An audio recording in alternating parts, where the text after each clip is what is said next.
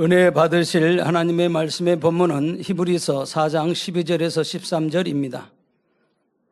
하나님의 말씀은 살았고 운동력이 있어 좌우에 날선 어떤 검보다도 예리하여 혼과 영과 및 관절과 골수를 찔러 쪼개기까지 하며 또 마음의 생각과 뜻을 감찰하나니 지으신 것이 하나라도 그 앞에 나타나지 않음이 없고 오직 만물이 우리를 상관하신 자의 눈앞에 벌거벗은 것 같이 드러나느니라. 아멘.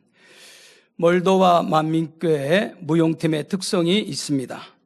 오늘은 해외 지교의 특성 순서로서 몰도바 만민교회 무용팀이 찬양에 맞춰 무용으로 영광 돌립니다.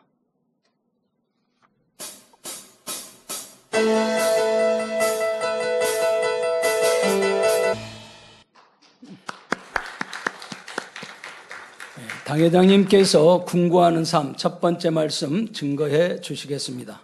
특성으로 영광 돌려주신 몰도바 만민교회 무용팀에 감사합니다. 우리 젊은 자매님들이 참 많네요. 전에 또 다른 얼굴들도 이렇게 볼 수 있어서도 행복했습니다.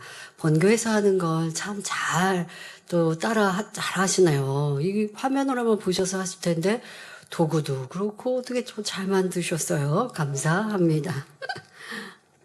사랑하는 성도 여러분, 우리는 한 주에도 여러 편의 설교를 듣습니다. 대예배, 저녁예배, 금요철야, 수요예배, 최소 3-4편의 말씀, 그 이상도 듣고 은혜 받고 있지요. 그러나 설교를 많이 듣고 은혜를 많이 받았다고 말씀이 내 것이 되는 것이 아님을 알 것입니다.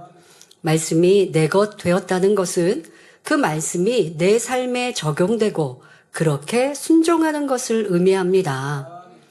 항상 기뻐하라는 말씀에 은혜를 받았습니다. 구원받은 우리는 구원의 기쁨, 전능하신 하나님과 사랑의 주님만으로도 항상 기뻐할 수 있으며 그러니 현실에 염려, 근심이 있어도 기뻐해야 함을 들었습니다. 그렇게 할 때 하나님께서 역사하셔서 문제를 해결해 주신다 은혜를 받았지요. 그런데 은혜를 받고서도 여전히 짜증내고 기쁨 없이 산다면 어찌 말씀이 내 것 되었다 할 수 있으며 은혜 받은 것은 무슨 소용이 있겠습니까? 들은 말씀을 기억하여 자기에게 대입하여 들은 진리와 반대인 악을 찾아야 합니다. 그러니까 먼저 변화되려면 들은 진리의 말씀과 선과 사랑과 위배되는 내 안에 있는 죄악을 찾는 것이 우선입니다. 죄악을 찾아서 버리고 진리를 행하는 것. 그러니까 진리를 행하여서 비진리를 버리는 것도 방법입니다만은 내 안에 있는 비진리를 버리는 것과 진리를 행하는 것 이게 한꺼번에 이어지면 더 빠른 것이고 명백한 비진리를 발견하지 않고는 하나님이 기뻐하시는 진리 또한 깨달았다라고 할 수가 없어요. 내 안에 진리의 반대의 모습이 있는데 반대되는 악의 모양은 깨닫지 못했는데 와 저렇게 진리대로 행하면 하나님이 기뻐하시는구나. 진리대로 행해야지 라고 다짐한다고 행해지지가 않아요. 그러니까 진리를 행하려면 진리와 위배되고 반대되는 내 안의 비진리를 찾아서 버릴 때에 진리를 행하는 게 수월해지는 거예요. 그러니 기뻐하지 못하는 내 안에 악이 무엇이 있을까요? 나는 원래 짜증 불평이 많아요.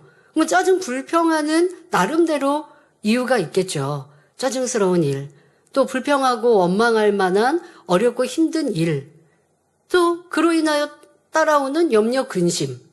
그러니까 기뻐하지 못하는 거예요. 근데 기뻐하지 못할 이유가 많아도 기뻐할 수 있는 절대적인 이유는 구원의 기쁨, 천국 주신 기쁨. 그게 있으면 내게 주어진 환경 속의 어려움을 넉넉히 이길 수 있다. 이렇게 적용해야 되는 거죠. 그러니까 이렇게 여러분들이 말씀을 내 안에 깊이 궁구하면서 새기는 것, 그러해야 하나님의 말씀대로 행할 수 있습니다. 이렇게 진리대로 행할 때 말씀이 내 것이 되며 능력이 나타납니다. 다시 말해 말씀대로 순종하여 지켜 행하면 하나님께서 응답과 축복으로 역사하시는 것입니다. 말씀의 능력, 말씀이 생명되었다. 그것은 분명 나타나는 열매가 있어야 됩니다. 기뻐하고 감사하라는 말씀의 은혜를 받아서 기뻐할 수 없을 때 구원받았으니 기뻐해야지. 지금 내가 심히 가난하여도 예수님의 말씀하신 대로 거지 나사로가 복됐지. 부자를 부러워할 게 없지 않는가 하고 구원받고 진리를 듣고 알매 기뻐하고 감사하고, 또 지금 내가 심히 가난하여도 이제 하나님 말씀대로 살아가면 지혜 주시고 삶의 방법 주시고 내 안에서 욕심 사심을 벗고 탐심을 벗고 깨어 기도하며 욕심 부리지 않고 일하면 하나님은 다시 시작하게 하시면서 축복받게 하신다. 이러한 믿음이 있으면 현실의 염려 근심, 어려움, 불평, 원망이 사라질 수 있는 거예요. 그러니까 그렇게 하기 위해 말씀으로 내 삶에 적용하시라는 겁니다. 그런데 이렇게 순종하려면 말씀을 기억하는 것이 중요합니다. 그러니까 말씀을 행하려면 여러분들이 그 말씀으로 내가 순종하지 못하는 여러 가지 이유를 찾아내는 것, 이것이 이제 설명할 궁구인데요. 그렇게 하려면 기준되는 것이 있어야 되거든요. 그게 바로 하나님의 말씀, 그 하나님의 말씀을 잘 명심해야, 그래야 말씀과 반대인 나의 죄악을 찾아낼 수 있는 것이죠. 그래서 은혜와 생명이라는 설교로 하나님의 말씀을 여러분의 것으로 만들 수 있는 기초적인 단계에 대해 말씀드렸습니다. 이 시간은 들은 말씀과 받은 은혜를 자신에게 대입시키는 방법에 대해 설명합니다. 들은 말씀을 기억하고 있는데 그것으로 다른 사람을 지적하고 정죄한다면 아무 소용이 없지요. 배우자가 짜증내고 불평할 때, 아니 설교는 뭘 들었어요? 항상 기뻐하라고 하셨잖아요. 어렵고 힘든 일이 있어도 짜증내고 불평하지 말고 하나님께 맡기고 기뻐할 때 응답해 주신다고 했는데 왜 기뻐하지 못해요? 라고 말합니다. 때로는 지적하지는 않았지만 상대를 보면서 지금 말씀드린 이러한 생각을 하고 있으니 영 답답해집니다. 자, 그러면 이렇게 말씀을 대입하고 있는 분, 근데 대입을 했는데 자신에게가 아니라 상대에게, 그래서 상대의 진리와 위배되는 모습을 잘 분별할 수 있는 이분, 지금 이렇게 말을 해서 지적했거나 아니면 상대의 부족함을 생각하면서 영 답답해하면 이 사람은 항상 기뻐하고 있는 걸까요? 혈기를 낸 것은 아니라 해도 상대에 대해 불편하고 답답해하니 그 마음의 기쁨은 사라졌습니다. 그런데 문제는 뭐냐면 자신이 기뻐하지 않는 것은 깨닫지도 못하고 있다는 것입니다. 말씀을 기억을 해서 저 사람은 왜 저렇게 행동해? 라고 생각은 하고 있거나 가르칠 수는 있는데 내가 그러지 못하고 있는 것은 발견하지 못하는 거. 하나님 말씀으로 남을 보라는 거 아닙니다. 자기 자신을 들여다봐야 되는데 그걸 잘 못하고 있다면 이것 또한 문제지요. 설교도 잘 듣고 은혜 받아서 말씀도 기억하고 있는데 왜 이런 일이 일어난 것일까요? 하나님의 말씀, 진리로 다른 사람을 평가하고 있기 때문입니다. 들은 말씀을 자기에게 대입하여 자기를 자기를 발견하고 변화되어야 하는데 그러지 않으니 은혜가 내 것 되지 않은 것입니다. 은혜는 받았거든요. 은혜는 받았습니다 라고 해요. 그런데 자기를 찾지 못하면 이게 온전한 열매, 생명이 안 된 것이라고요. 그러니까 말씀으로 누구 보라고요? 자기 보라고요. 자기를 들여다보는 자기 성찰을 하지 않고 있는 것입니다. 그래서 이 시간은 받은 은혜와 깨우침이 자기의 것 되기 위해, 다시 말해 변화되기 위해 해야 할 노력, 궁구함에 대해 말씀드리겠습니다. 설교를 통해 어떻게 성결되는지 그 방법을 깨달아 여러분 모두 성결의 기수로 나오시기를 바랍니다. 성결은 말씀만 듣고 예배하고 신앙생활하고 충성한다고 되는 거 아닙니다. 말씀 들은 것을 가지고 그리고 자기를 돌아보는 궁구함을 이루고 불같이 쉬지 않고 기도하고 또 적극적으로 행해야 성결되는 거예요. 성결은 뭔데요? 죄악을 벗고 진리를 행하는 사람. 이렇게 할 수 있어요. 그런데 신앙생활 잘한다라고 하는 거 스스로 착각하는 거죠. 예배 안 빠집니다. 모임 안 빠집니다. 헌금도 합니다. 충성도 합니다. 그러니까 신앙생활 잘했다고 하지만 하나님께는 그런 사람을 신앙생활 잘했다는 게 아니라 말씀을 듣고 성결되는 사람, 말씀을 듣고 지켜 행하는 사람이 신앙생활 잘한 것입니다. 그러기 위해서 꼭 해야 되는 이 과정이 또 이건 과정이라 할 거 없어요.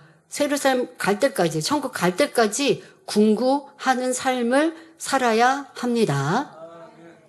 사랑하는 성도 여러분, 다이어트를 하는 사람 중에는 하루 동안 먹은 음식과 간식을 기록하고 그 음식의 칼로리를 일일이 체크하는 세심한 노력을 하기도 합니다. 이 음식은 몇 칼로리고, 이 음식은 건강에 좋고 안 좋고 이런 것까지 확인을 하고, 그리고 만약에 운동이라도 하면 그런 걸 사진으로나 아니면 기록으로 남겨서, 나 어제랑 똑같이 먹은 것 같은데 왜 오늘은 이렇게 몸이 무겁지? 하면 먹은 음식에 분명히 이유가 있다는 것이죠. 이렇게까지 노력을 하기도 합니다. 자, 우리도 성결을 목표한다면 자기의 말과 행동, 느낌, 생각, 마음까지 살피되 진리를 기준하여 잘못된 것을 찾아내야 합니다. 자, 생각, 느낌. 지난주 주일 저녁 예배 때는 느낌에 대해서 조금 깊이 말씀을 드렸습니다. 느낌. 죄에 대해서 나도 모르게 좋은 느낌을 갖고 있으면 안 되잖아요. 이런 느낌도 지금 내가 어떻게 느꼈지? 이거. 이러면 내 이성을 보는데 그냥 예를 들어 나는 결혼한 사람인데 내 배우자를 두고 다른 이성을 보고 기분이 좋다. 이런 생각을 하고 있다? 그 느낌 잘못된 느낌이잖아요. 그러면 안 되잖아요. 그러니까 이런 것까지 점검해야 하고 또 당연히 말과 행동도 점검해야 되고 깊이 있게 마음도 돌아봐야 합니다. 절대적인 진리를 기준하여서 지금 내가 바른가 바르지 못한가 이것을 점검하는 것, 이것이 궁구입니다. 우리는 조상, 부모로부터 받은 원죄와 죄악된 세상에서 죄인 줄 모르며 행하였던 비진리가 너무도 많습니다. 자신은 잘못이 없고 틀리지 않았다 생각하지만 진리에 비춰보면 잘못된 것이 참 많습니다. 예를 들어 진리의 기준이 없을 때는 누군가 나를 미워하여 뒤에서 험담하면 따져 묻지 않은 것만으로 착하다 생각할 수 있습니다. 자기 스스로도 내가 따져 말어 하다가 그냥 말지 라고 했으면 나는 착하다 생각할 수도 있고 또 주변에도 그런 사람을 보면서 참 너 착한 것 같아 이렇게 말해 주더라는 것이죠. 그러나 진리의 기준을 삼을 때는 싸우고 다투지 않았어도 나를 험담하는 사람에 대해 생각과 마음이 어떠했던가를 궁구해야 합니다.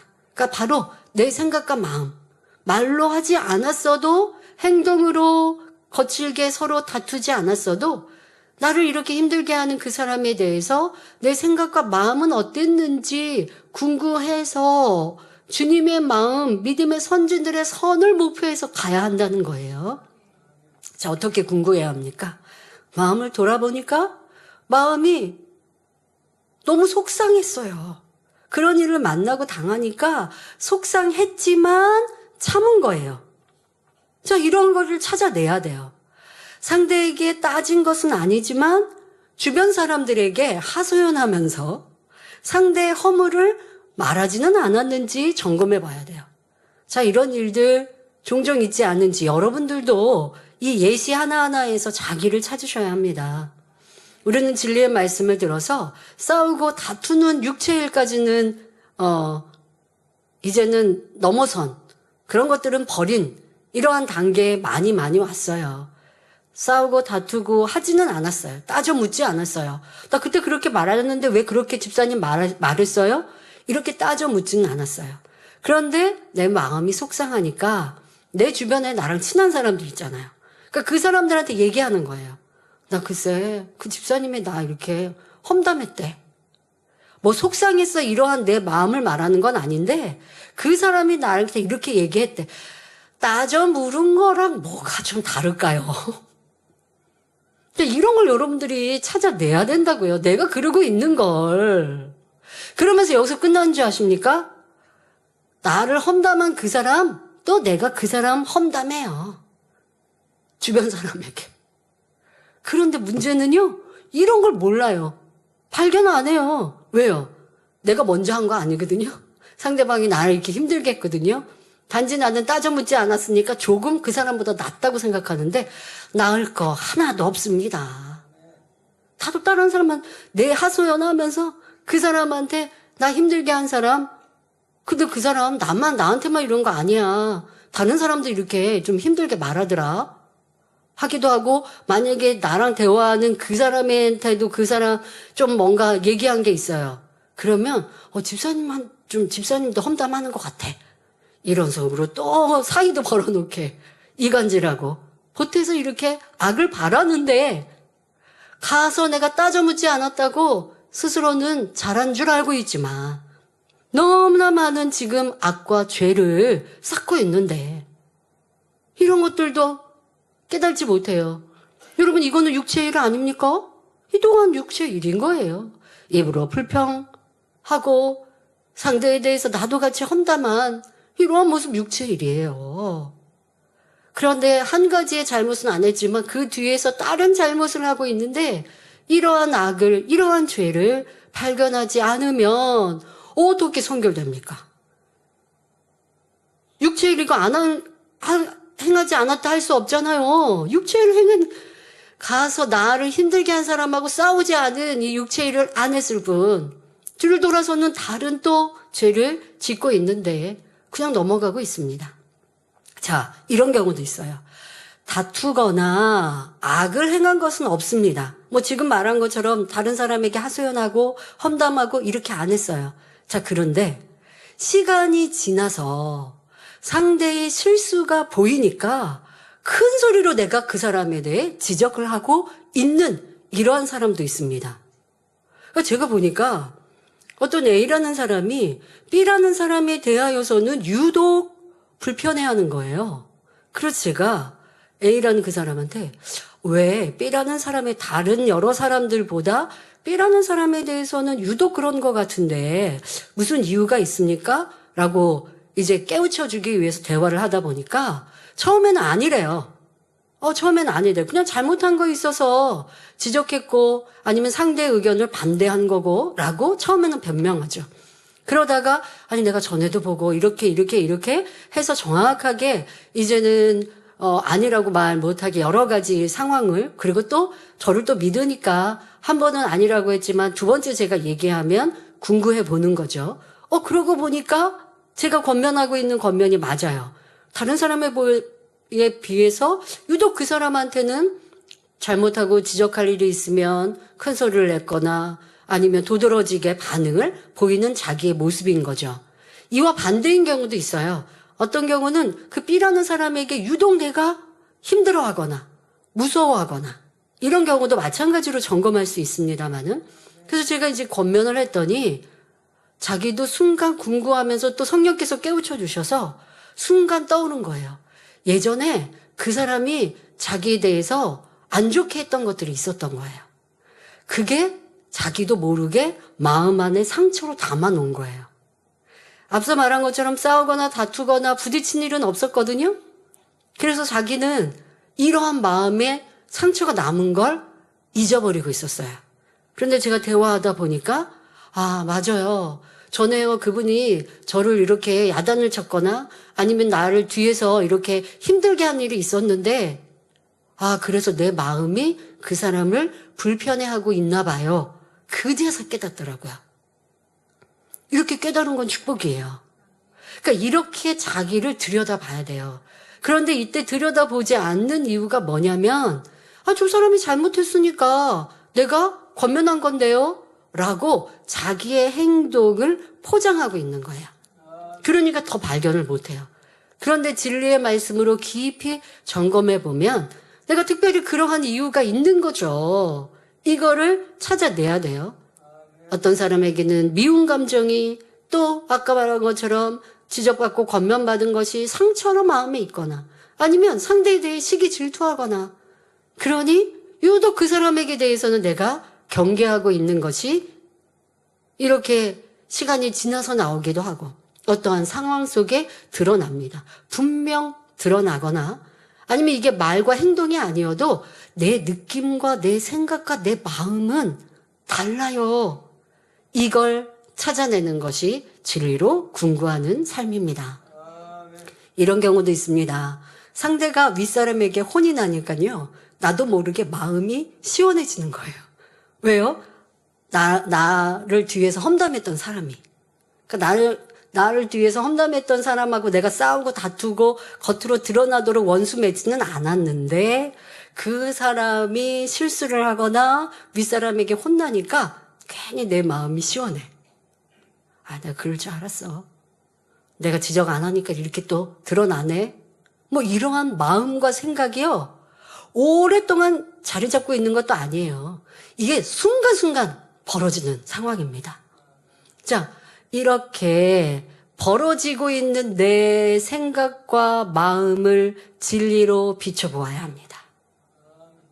여러분, 우리의 생각으로는요, 여기에서 순간 저 미국도 갈 수 있고요. 순간 여러분들 어디 여름에 휴가를 아주 멋진 해외 멋진 나라에 다녀왔어요. 순간 여기에서도 내가 그 나라 내 생각으로는 다녀올 수 있어요. 생각과 마음 안에는 참 많은 일들이 벌어집니다. 그것을 진리로 점검해야 합니다.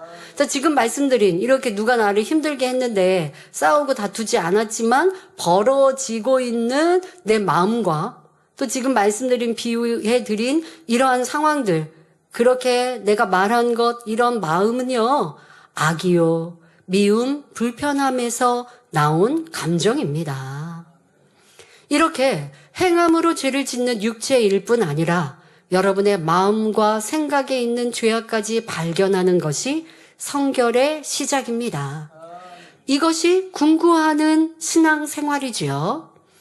궁구란 속속들이 깊이 연구한다는 뜻입니다. 단어의 의미가 그러합니다. 속속들이 깊이 연구한다. 바로 여러분의 생각, 느낌, 마음을 속속들이 깊이 파헤쳐 비진리와 악을 찾아 버려야 하는 것입니다. 쉽게 좀 발견되면 너무 좋잖아요.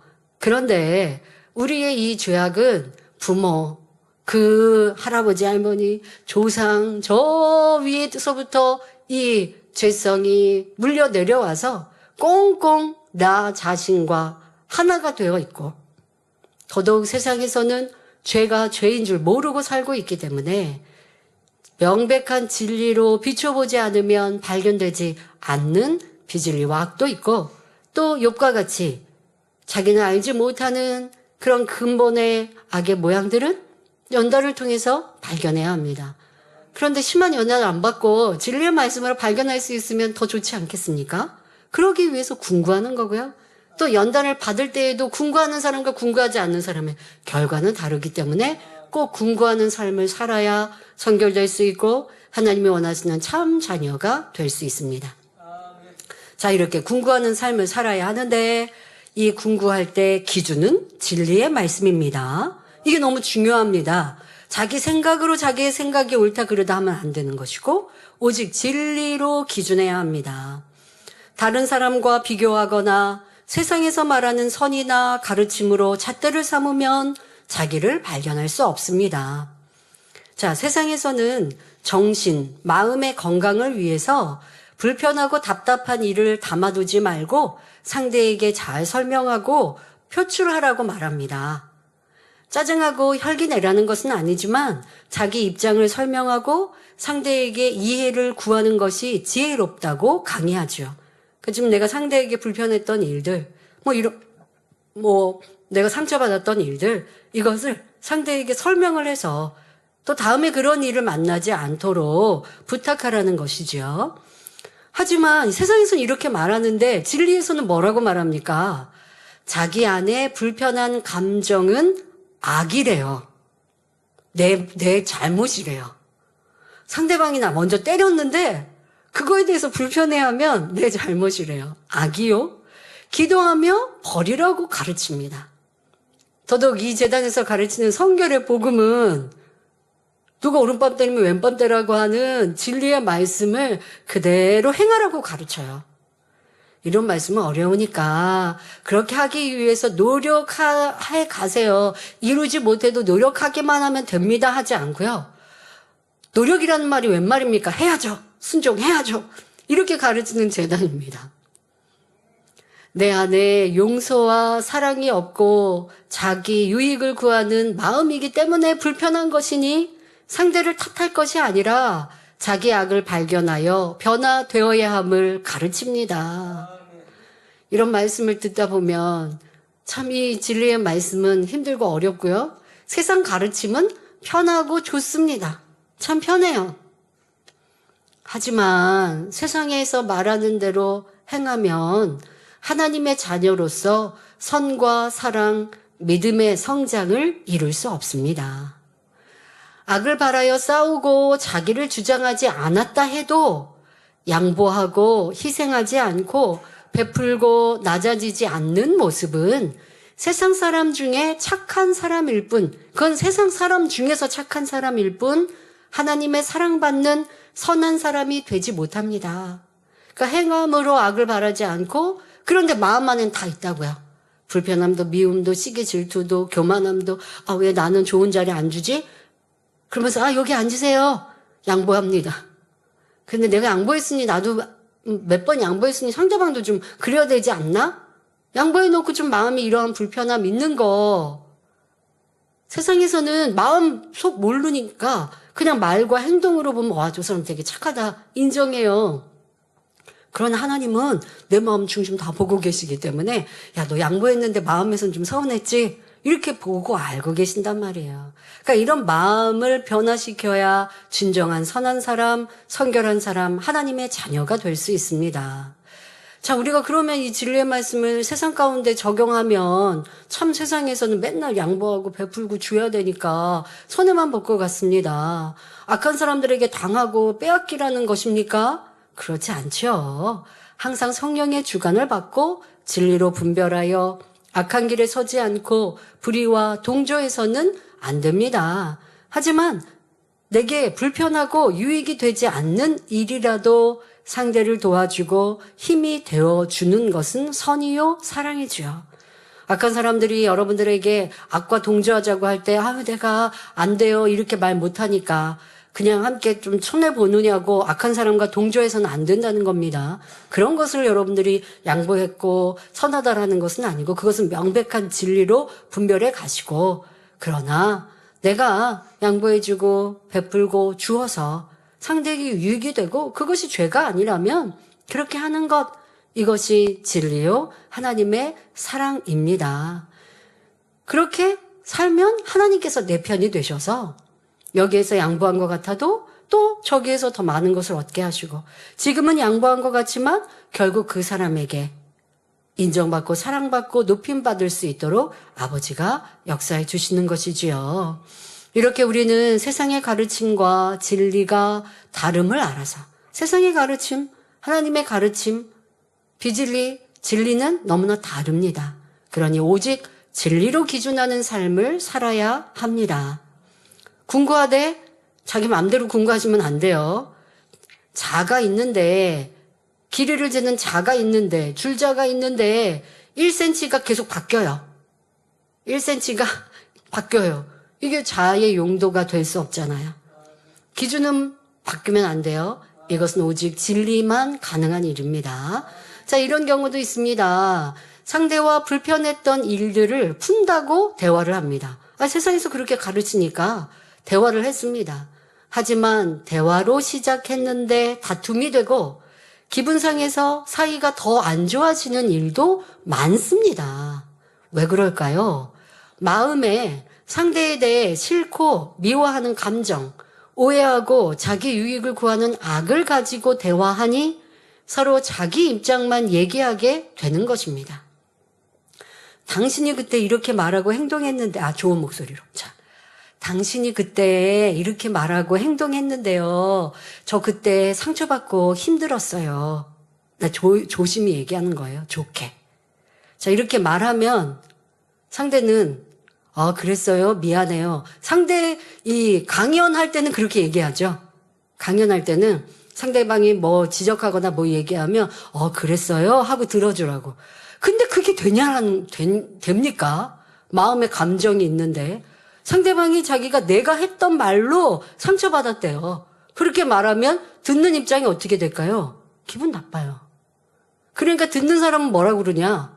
내가 언제 그렇게 말했어? 이렇게 얘기해요. 그때 했던 말로 내가 상처받았어요. 다음엔 이렇게 안 하시면 좋겠어요. 좋은 목소리로 부탁하는 어조로 얘기했단 말이에요. 근데 그걸 듣는 상대방의 반응이 내가 언제 그렇게 얘기했네요. 그럼 이쪽에서는 뭐라고 그럴까요?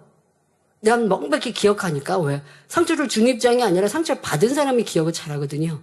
그러니까 언제 이렇게 얘기하셨잖아요. 이렇게 얘기했어요. 그러면 상대방이 듣다 보니까 그렇게 말한 것 같아요. 그럼 뭐라고 얘기한 줄 아세요? 네가 그렇게 행동하도록 말했잖아.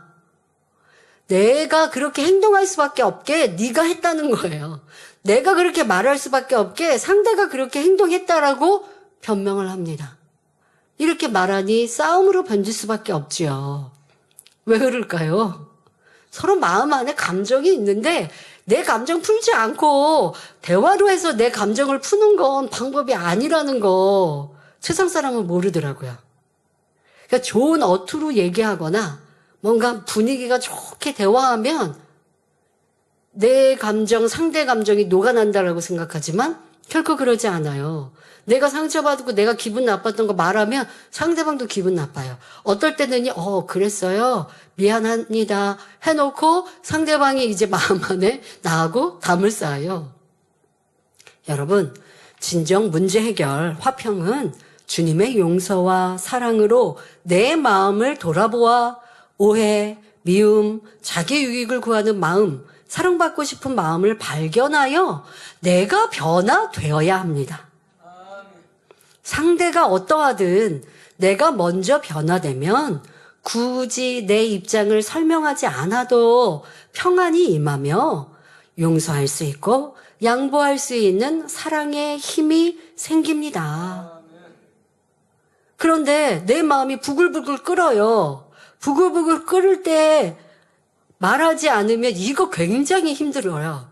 그러니까 상대방한테 말하지 않더라도 주변에 하소연하게 된다고요. 말 안 하면 터질 것 같아요. 그러니까 세상에서는 터지니까 어떻게 터져요? 화병으로 터지기도 하고 너무 화가 나면 혈관으로 터지기도 하니까 말로 표현을 하든지 아니면 상대방과 말로 표현 안 해도 그렇게 하는 경우도 있죠. 사람에게 안 하고 오락이라든가 이런 것들로 자기의 이 분풀이를 하는. 그래서 예전엔 그런 방도 있었다고 합니다. 노래방 이런 것처럼요. 스트레스 푸는 방법 중에 물건들, 가전제품, 아마 가전이겠죠. 아니면 깨트리고 깨지는 거. 이런 걸 진열해 놓고 이 사람이 돈 내고 방망이 같은 거 들고 그걸 깨부수는 거예요. 그러면서 스트레스가 풀린대요. 야, 세상 사람들의 스트레스가 얼마나 많으면 이렇게 해야 합니까? 여러분들의 스트레스 해소 방법은 무엇입니까? 저는 기도, 찬양입니다. 그리고 저를 궁구하는 겁니다. 내 안에 스트레스가 많아요? 스트레스가 많은 이유가 있죠. 내 안에 악. 이걸 궁구하고 그걸 붙들고 기도하면 녹아나지는 거예요. 하나님의 능력으로. 아니, 나 혼자 감정이 아니라 저 사람이 나를 괴롭혀서 스트레스 받았는데 그것도 그렇게 풀어질까요? 네, 풀어집니다. 지금 말씀드린 대로 죄인된 나를 위해 예수님은 십자가에 모진 고난과 고초를 당하셨는데 내가 용서하지 못할 것이 무엇인가? 내가 지은 죄보다 저 사람이 나에게 행한 악이 더 큰가? 그렇지 않지. 내가 용서받음보다 저 사람을 용서하지 못할 것이 무엇이 있나?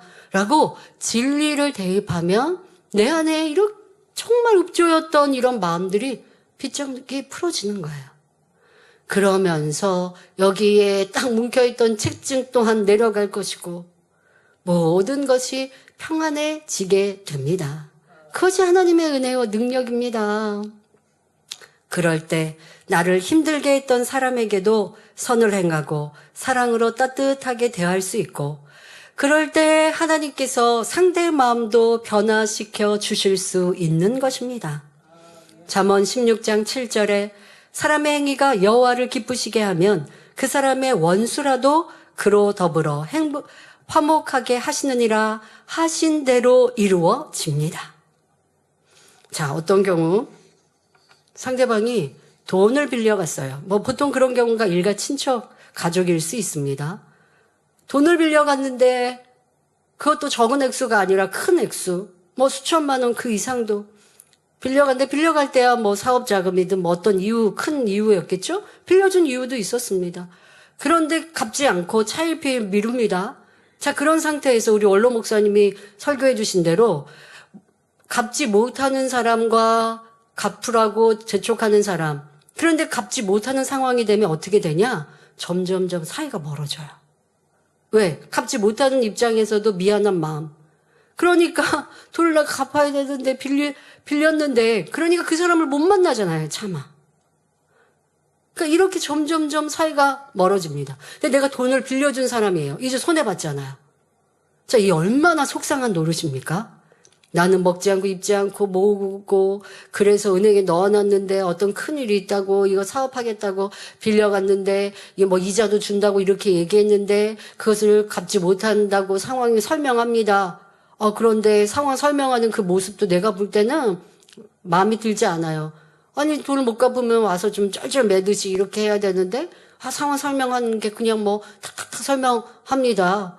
그것도 마음에 안 들고, 연락도 없는 것도 언제 갚겠다 하지 연락하지도 않고, 그리고 전에는 자주 연락해서 안부도 물었는데 이제는 점점점 그 연락도 뜸해집니다. 뜸해지는 이유가 상대편에서는 미안해서 연락을 못 하는데 내 입장에서는 이게 이제 더 나쁜 감정, 불편한 감정이 드는 거죠. 돈까지 안 갚았으면 미안한 마음에 자주 연락이라도 해야지, 이제 연락도 안 해? 이러고서는 더 마음이 속상해지죠. 자, 이런 마음에 내 스스로 나를 괴롭히는 거예요, 계속. 자, 그러면 진짜 화병 날 수도 있고 힘들어지죠. 명백히 잘못은 상대에게 있습니다. 그러나 우리는 하나님의 사람이니 진리로 답을 내야 하지 않겠습니까? 그럴 때 생각해 보면 내가 이 물질로 인해 상대와 원수 맺겠는가? 근데 나한테 너무 피와 같이 소중한 돈인데 어떻게 해야 돼요? 그러면 여유 있을 때, 상황 될 때 갚아. 그것 때문에 너무 힘들어하지 말고, 이 한마디는 상대에게, 돈 못 갚는 상대에게는 참 이거 너무 큰 은혜일 거예요. 그렇게라도 해주면 상대는 마음이 풀어질 것이고 그나마 짐이 놓여질 것이고, 내 마음도 이렇게 여유로운 마음, 세상 사람은 참 어렵겠지만 진리의 사람이라면 그러한 마음으로 그렇게 말했다. 그러면요, 순간 성령님께서, 아버지께서 내 마음에 큰 은혜를 주셔서, 이 내가 이렇게 손으로 사랑으로 말할 수 있는 사람이 됐네. 이 수천만 원 나한테는 피이고 살과 같은 소중한 거였는데, 이거 당신과 내가 원수 맺을 수 없는데, 심히 어려워서 돈을 빌려갔다가 못 갚으니 얼마나 힘들겠냐고. 열심히 일해서 갚을 수 있으면 갚아주시고, 나도 이거 참 필요한 돈으로 빌려준 건데, 그러나 우리 원수 맺지 말자고, 나도 상대를 위해서 기도해 주겠다고, 자, 이렇게 복 빌어주는 말까지 했어요. 얼마나 뿌듯합니까? 얼마나 행복해집니까? 그러면서 그렇게 말하고 났더니 이내, 주님의 사랑이 이런 것이구나 하고 성령께서 큰 은혜를 주시는 거예요. 그러니까 진리의 말씀으로 이렇게 여러분들이 삶의 어떠한 감정, 내 마음과 생각, 또 그것을 그래서 여러분들이 삶에 적용하시라고 이 궁구하는 삶이라는 제목을 붙인 것입니다. 왜? 우리의 삶에 벌어지는 사람과 또 여러분들의 어떤 업무와 일과 환경 속에 사건, 사고 속에 벌어지는 모든 것들을 하나님의 말씀으로 대입하시고 그 안에서 답을 얻으시면 좋겠습니다. 우리는 세상에서의 가르침, 자기 기준에서의 옳고 그름이 기준되어서는 안 됩니다. 오직 하나님의 말씀으로 기준할 때 성결될 수 있고 변화될 수 있습니다. 더더욱 육신의 일이나 육신의 생각은 눈에 보이지 않는 것이기에 진리를 기준하고 성령의 도우심을 받지 않으면 발견할 수 없습니다. 오직 성령의 도우심으로 마음속 깊이 박혀있는 죄악을 속속들이 발견하여 잠재해 있는 악의 모양이라도 찾아낼 수 있지요. 우리가 욥처럼 연단 받아서 되겠습니까? 그러나 성령시대 지금은 욥의 연단을 받지 않더라도 깨어 기도하는 우리에게 성령의 감동함 속에 또 진리의 말씀 속에 깨우쳐 주십니다. 그러니까 욥의 연단, 그런 큰 연단을 받지 않고 작은 연단 안에서도 큰 깨우침을 가질 수 있는 것이 지금 현대 우리가 성령시대에 살고 있는 은혜이지요. 그러려면 말씀을 기억하여 자기에게 대입하는 훈련, 그런 신앙생활을 하셔야 합니다. 아니, 성령께서는 깨우쳐 주시는데 스스로는 성령의 음성을 듣는 습관도 안 돼 있고 성령과 함께 궁구해야 되는데 그거 안 하면 연단이 커질 수밖에 없어요. 작은 연단 안에서도 큰 걸 깨닫는 지혜로운 성도님들이 되시기를 바랍니다. 자, 예를 들어 보겠습니다. 열심히 신앙생활하며 기도하고 성결되기 위해 노력하여 많이 변화되었습니다. 행함으로 죄를 짓는 육체의 일은 없습니다. 그런데 다른 사람이 말씀대로 살지 못하는 것을 보면 불편합니다. 들은 진리가 있어서 지적하지는 않지만 순간순간 저 일꾼은 왜 저렇게 행동하지? 생각합니다. 근데 그렇게 생각하면 마음이 좋지 않잖아요. 그러니 이내 그 생각을 지워버립니다. 내가 지도교사도 아니니 권면할 것도 아니고 내가 말한다고 들을 것도 아니니 생각하지 말자 한 것입니다. 자, 이렇게 불편한 생각을 더 이상 생각하지 않으면 잘한 것이고 된 것일까요? 아닙니다. 도리어 그 생각을 궁구해야 합니다. 그래서 제가 그런 표현합니다. 자기 생각을 생각하시라고. 지금 내가 순간순간 그 불편했던 그 생각을 놓치지 말고 붙들고 말 그대로 숙제하듯이 문제 풀듯이 궁구해야 합니다. 자, 한번 궁구해 볼까요? 자, 먼저 상대의 잘못을 생각하는 것 자체가 선과 사랑이 없는 것임을 깨달을 수 있습니다. 잠언 10장 12절에 미움은 다툼을 일으켜도 사랑은 모든 허물을 가리우느니라 했습니다. 큰 죄가 아니라면, 상대의 큰 죄가 아니라면 잘못되었다 생각할 필요도 없습니다. 때로는 성격이나 표현법이 다른 것뿐인데 내 기준으로 상대를 평가하고 불편해하고 있지 않은가, 이렇게 점검해 보아야 합니다. 내 안에 상대보다 내가 더 낫다는 교만이 있어서 상대가 큰 잘못을 행한 것도 아닌데 불편해하고 있지 않은지 궁구해 보아야 합니다. 자, 여러분들이 이걸 하셔야 돼요. 나는 진리에 대해서 아주 박사여서 상대방이 잘못한 거를 잘 지적하고 권면하고 상대방의 부족한 것을 잘 찾아낼 수 있을까요? 아닙니다. 사랑이 없어서 그러고 있다라는 것도 찾아내어야 합니다. 사랑의 마음을 가지면 불편할 것도 싫을 것도 답답할 것도 많이 없어져요. 믿어주고 바라봐주고 잘 되기를 기원해 줄 수 있는 그런 마음이기 때문에 정말 그가 사망으로 가는 죄라면 보고 권면해야 되고 또 지도교사님, 교구자님께 알려드려야 되지만 그렇지 않은 일이라면, 그렇다고 해서 교회 안에서 누구 지적 권면하지 말라는 거 아닙니다. 사랑으로 해줘야 돼요. 지금 설명합니다만은 사랑이 없기 때문에 또 권면도 안 하는 거니까 이러한 내 모습을 발견해야 합니다. 자, 또 이런 상황에서 또 궁구해야 돼요. 자, 무슨 궁구가 필요하냐? 아까 내 생각 속에 내가 권면해도 듣지 않을 텐데 라고 했던 생각. 자, 이 생각 자체가 이미 상대를 정죄하고 있는 것입니다. 바로 상대는 남의 말을 잘 듣지 않는 사람이라고 내가 정해놓고 있는 거예요. 그런데 그렇게 순간 정죄하는 생각을 해놓고도 나는 몰라요. 그냥 그 사람이 그렇다라고 하지만 아니에요. 내가 그렇게 생각하고 있는 거예요. 자, 또 꼭 지적할 일이라면 지적해야 하는 것이 사랑입니다. 그런데 사랑이 없으니 상대를 위해서 해야 할 말도 하지 않고 있는 것입니다. 그러면서 화평하기 위해 말하지 않는 것처럼 생각하죠. 이걸 제가 이런 표현했습니다. 착한 사람 코스프레 한다. 내가 말하면 저 사람이 싫어하니까 말 안 하는데 그냥 말하지 말지 라고 하는 게 내가 이거 권면해야 되는데 권면하는 거 여러분 제가 그런 표현 아니 누구 지적하고 권면하는 거 쉬운 사람이 어딨냐고. 좋은 말만 하면 좋죠. 그러나 서로 발전을 위해서 꼭 필요한 것은 여러분 발전을 위해서 그냥 내 눈에 띄어서 권면하는 건 하지 마세요. 왜? 내 눈이 바른 것만은 아니거든요.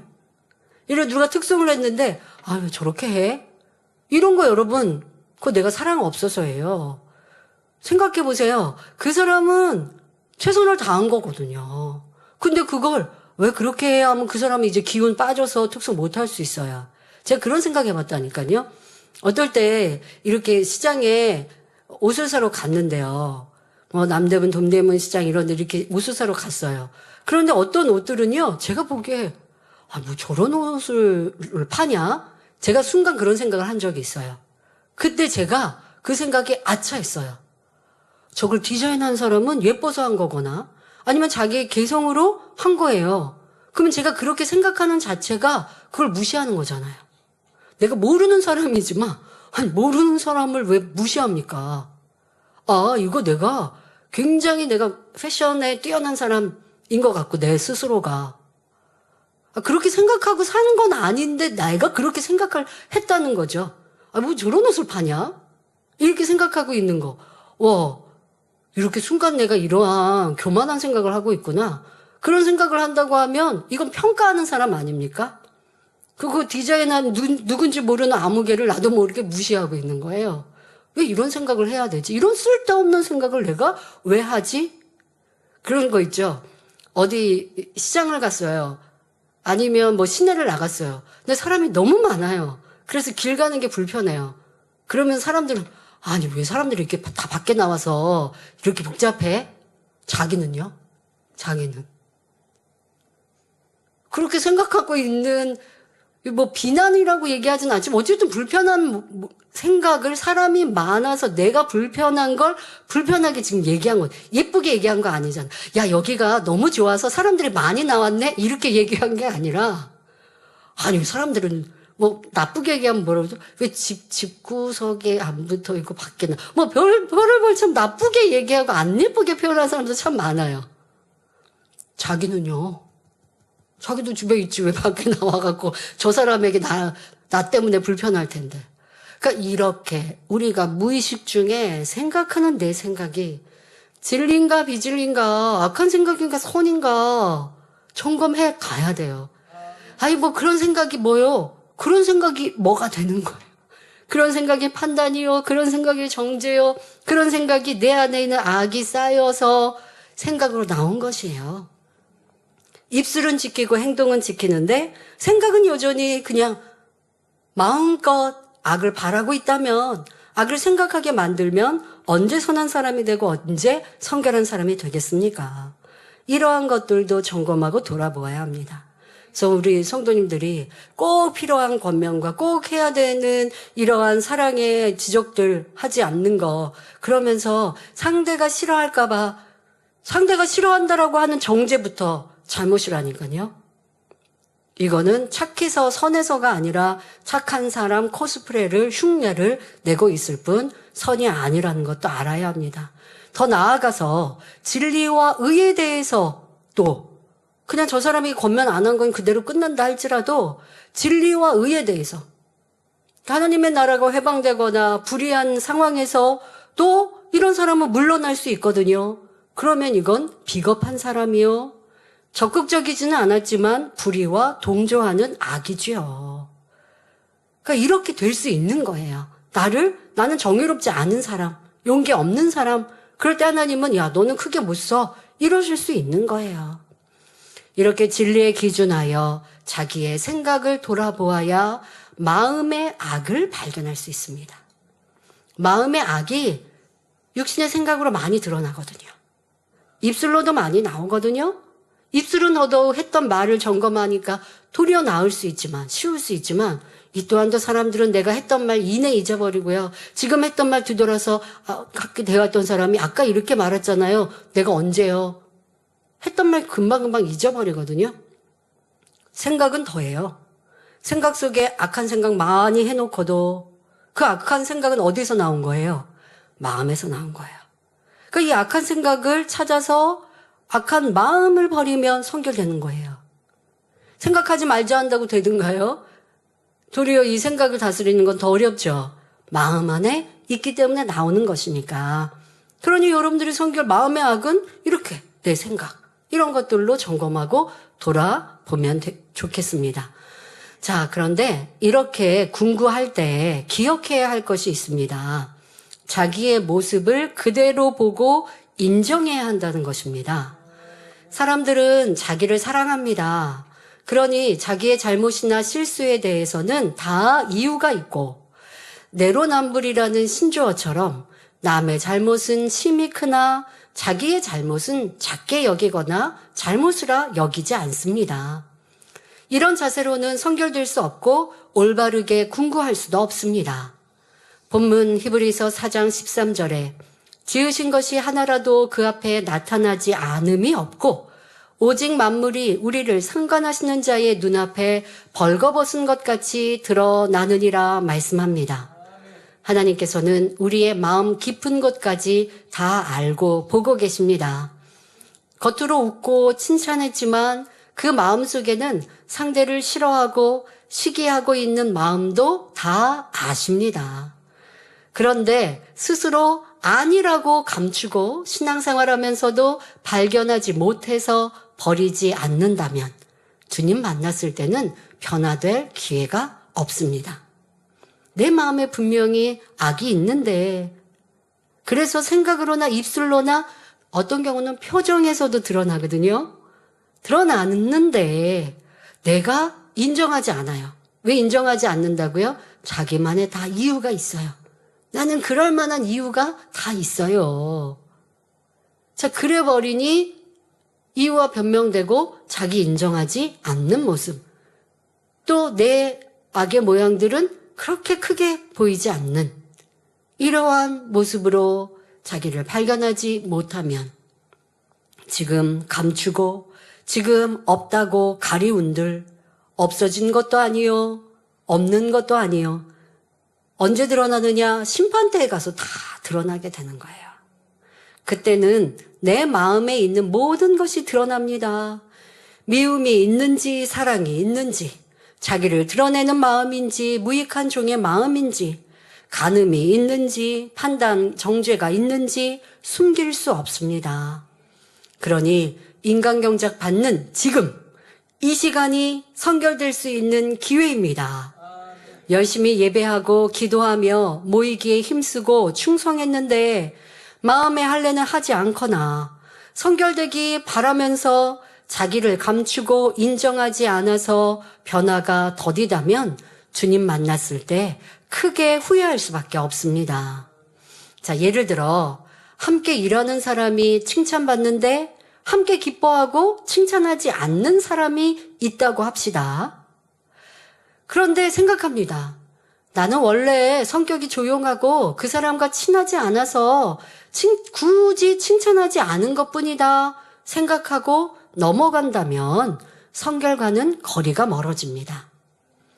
자신의 상태를 궁구해야 합니다. 먼저 상대가 칭찬받으니 내 기분이 어땠나 돌아보아야 하지요. 그런데 궁구할 때, 그렇게 돌아볼 때는 숨기거나 부풀리면 안 됩니다. 자, 내가 지금 기쁘지 않았어요. 상대가 칭찬받는데 내가 기쁘지 않고 또 상대의 칭찬에 공감하지 않았어요. 이걸 정확하게 찾고 인정해야 돼요. 자기의 감정을 찾아내야 돼요.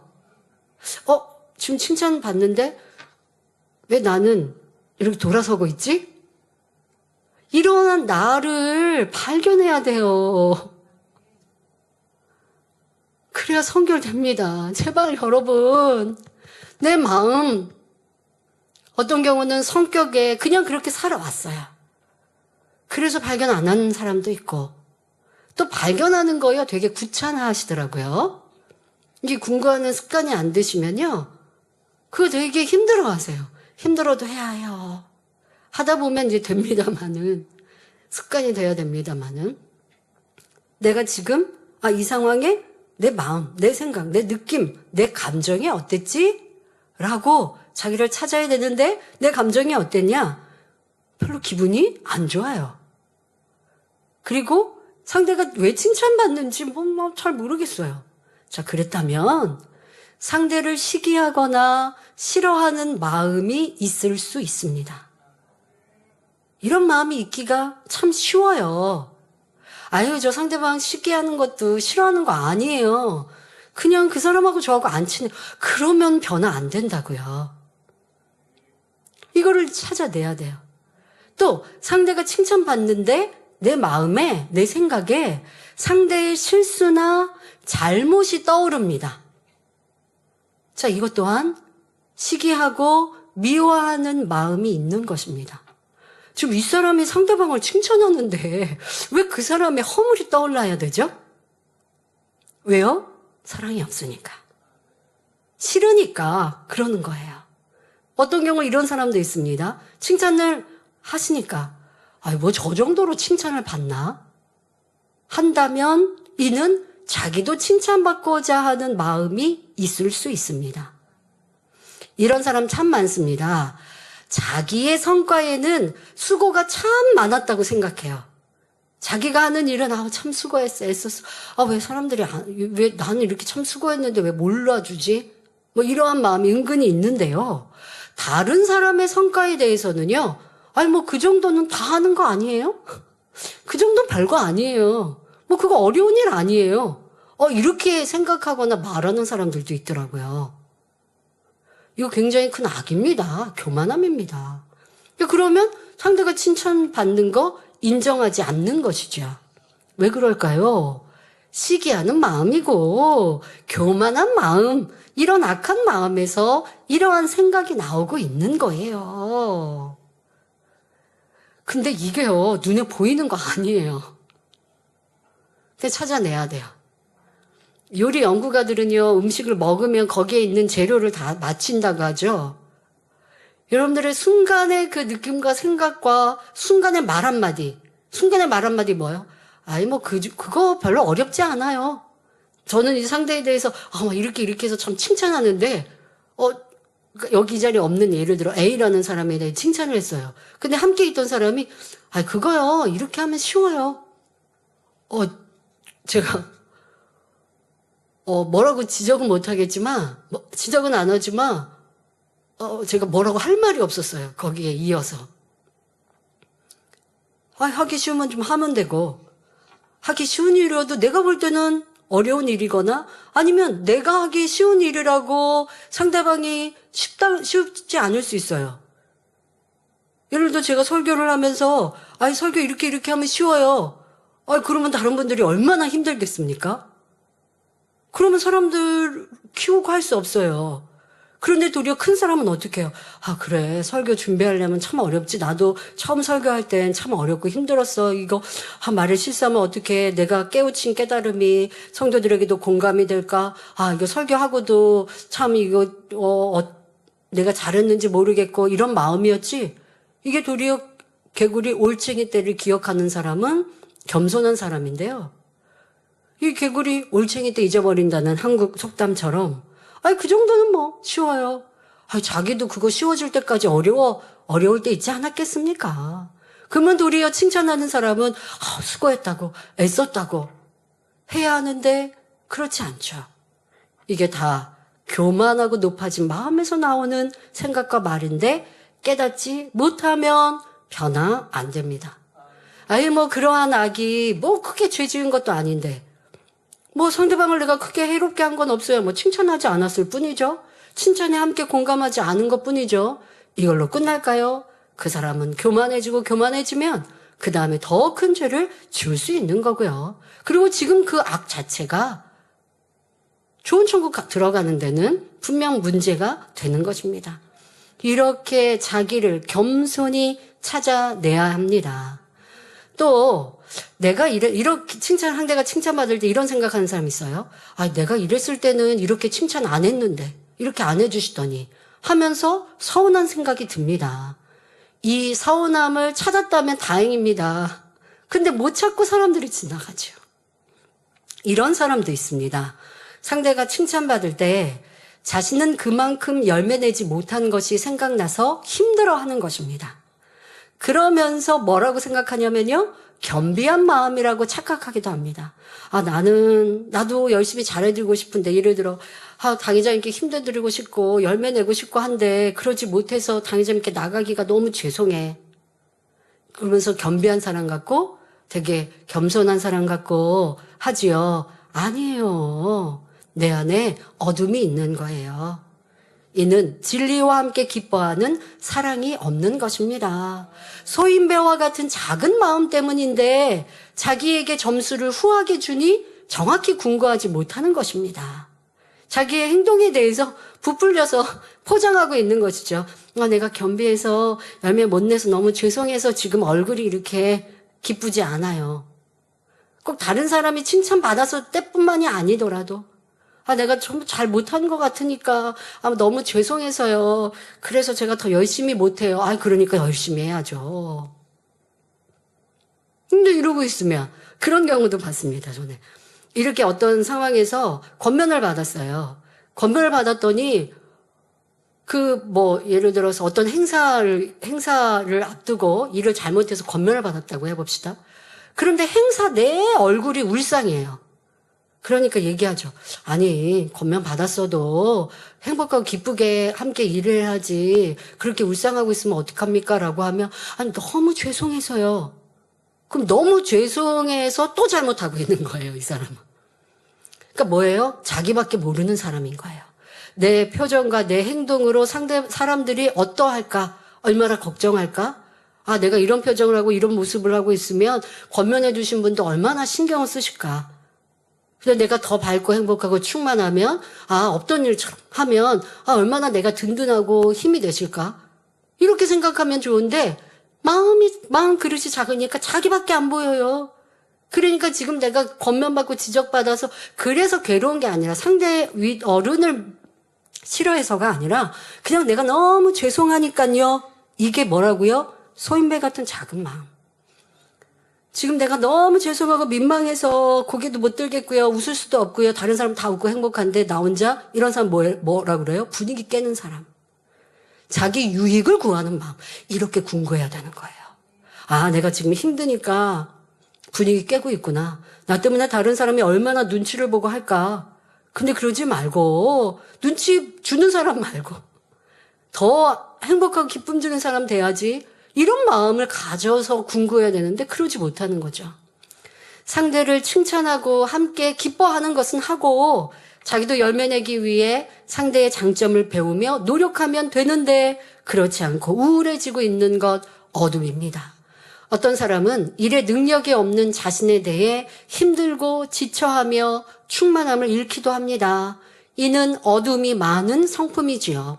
칭찬받으면 기쁘고 행복해지고 칭찬받지 못하면 힘들어지고 침체된다면 항상 기뻐하는 진리의 사람과는 거리가 먼 것입니다. 이렇게 하나의 상황에서도 사람의 생각과 마음이 각기 다릅니다. 이런 마음의 변화를 궁구하여 악의 모양을 찾아내는 것이 성결의 길입니다. 다음 시간에도 우리의 삶에서 진리를 대입하여 궁구하는 방법을 말씀드리겠습니다. 결론을 말씀드립니다. 사랑하는 성도 여러분, 마태복음 13장 44절엔 천국은 마치 밭에 감추인 보화와 같으니 사람이 이를 발견한 후 숨겨두고 기뻐하여 돌아가서 자기의 소유를 다 팔아 그 밭을 샀느니라 말씀합니다. 우리가 아름다운 천국을 소유하려면 자기의 소유를 다 팔아야 합니다. 여기서 소유는 사람의 썩어지고 냄새나는 육, 죄악을 의미하지요. 자기의 소유를 파는 만큼, 다시 말해 마음의 죄악을 벗어버리는 만큼 더 아름답고 영화로운 천국을 소유할 수 있습니다. 그러기 위해서는 먼저 자기 마음에 있는 악의 모양을 발견해야 합니다. 오직 하나님의 말씀, 진리를 기준하여 자기를 궁구할 때 성령님의 도우심으로 알지 못했던 악을 찾을 수 있습니다. 그런데 이렇게 깨달았을 때 힘들고 지쳐서는 안 됩니다. 나는 왜 이렇게 악할까? 버릴 죄악이 너무 많은데 언제 성결되나 하는 육신의 생각을 버리고 하나님의 은혜와 성령님의 도우심으로는 할 수 있다는 영의 생각을 하시기 바랍니다. 무엇보다 우리를 위해 기도하시는 주님의 사랑을 생각하며 성결되기를 위해 힘써 나아가는 성도님들이 되십시오. 그리하여 훗날 영원한 천국에서 해와 같이 빛나는 영광 중에 거하시기를 주님의 이름으로 축원합니다. 말씀 삼가시면서 함께 기도하겠습니다. 좋으신 아버지 하나님, 이 시간은 궁구하는 삶에 대해 말씀드렸습니다.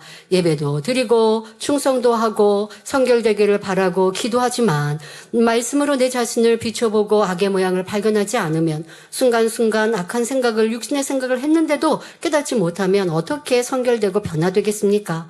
이제 우리의 말과 행실, 마음과 생각, 느낌까지도 진리로 점검하고 돌아보아 악의 모양을 발견하고 변화되는 성도들 되게 하시고 한 주간도 그런 은혜와 능력 주옵소서. 감사드리며 우리 주 예수 그리스도의 이름으로 기도하옵나이다. 아멘.